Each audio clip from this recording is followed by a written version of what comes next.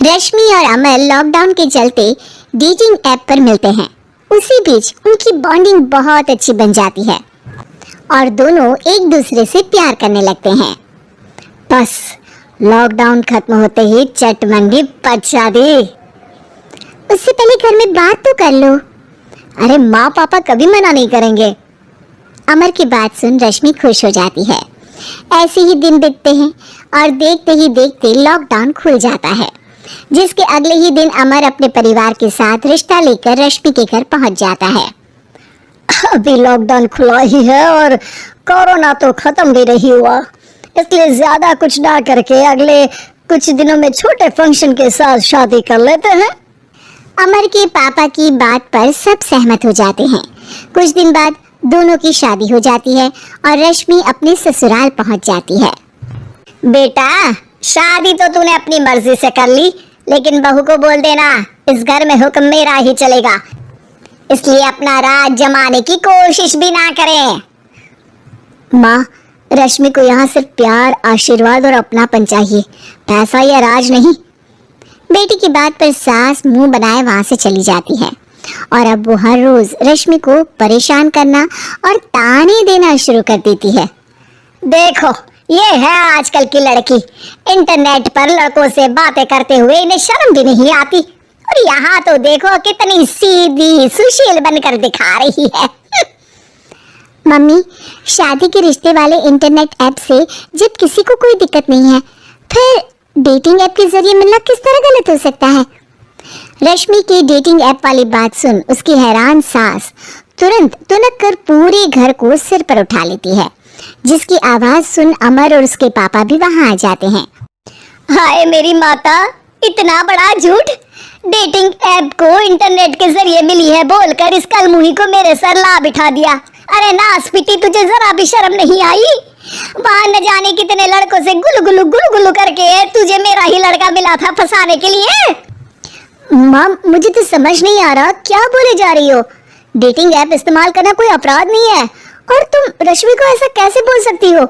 मैं भी तो था उस ऐप पर। पहले उसके लिए माँ से झूठ बोला और अब लड़ाई कर रहा है। सास और अमर की बात सुनकर रश्मि हैरान खड़ी रहती है। अमर, तुमने घर में झूठ क्यों बोला? ये सब देख रही हो ना, इसी की वजह से झूठ बोलना पड़ा। एक तरफ अमर और रश्मि की ये बात चल रही होती है, वहीं दूसरी तरफ सास का नॉन स्टॉप क्लेश सबको परेशान कर देता है। सब एकदम चुप, जो हुआ सो हुआ, अब मुझे कुछ ना सुनाई दे। पति की बात सुन सास चुप होकर वहां से चली जाती है, लेकिन अब वो रश्मि के सिर दुनिया भर के सारे काम डालकर उसका जीना पहले से भी ज्यादा मुश्किल कर देती है। मम्मी, मैं आपका गुस्सा समझ सकती हूँ, आपको जो करना है कर लीजिए, मैं कभी कुछ नहीं बोलूंगी। उम्मीद है किसी दिन तो आपका गुस्सा शांत होगा और नफरत प्यार में बदलेगी। रश्मि की अच्छाई को उसका नाटक समझकर सास गुस्से के 7वें आसमान पर चढ़ जाती है और उसी शाम रश्मि को नीचा दिखाने के लिए अपनी सहेलियों को घर बुलाकर उसकी बुराइयां करने लगती है। अरे कौशल्या, क्या बताऊं, आजकल के बच्चे ना बहुत एडवांस हो गए हैं। पहले रिश्ते घर परिवार वाले सब देख परख के कराते थे, और अब ये लोग खुद न जाने कहां कहां मिलकर खुद ही सब कुछ पक्का करके हमें बता देते हैं। लड़की का कैसा दिन धर्म, कैसा ईमान, कैसा चरित्र कुछ नहीं पता, बस प्यार किया और घर लाकर बिठा देते हैं। अरे ऐसा क्यों बोलती हो? आजकल बच्चे अपने आप में बहुत समझदार हो गए हैं, और फिर पूरी जिंदगी तो उन दोनों को ही साथ निभानी है। अपनी पसंद से शादी कर भी ले तो क्या दिक्कत, तू ही देख ले, पहले इतना अच्छा बेटा और अब सोने पर सुहागे जैसी सर्वगुण संपन्न बहू।